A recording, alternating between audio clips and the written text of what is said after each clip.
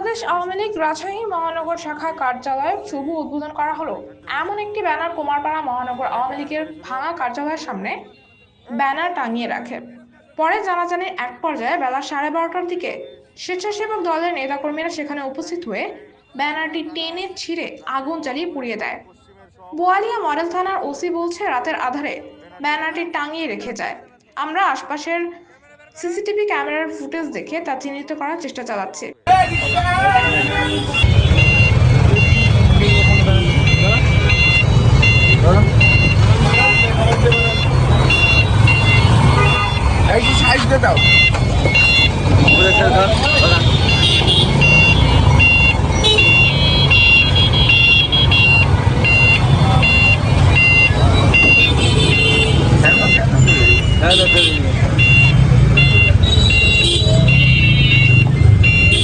আরে এখানে কে দোকান করে এটা দায়িত্ব সব উঠিয়ে দিতে হবে,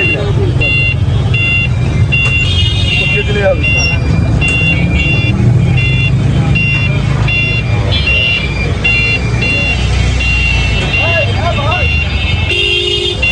দেখেন পুরো জায়গায় দোকান যা আছে সব উঠিয়ে দিতে হবে, কাউকে বসতে দেওয়া যাবে না। ব্যানার টাঙিয়ে চলে গেছে, একটা রাত হবে খবর আছে আছে।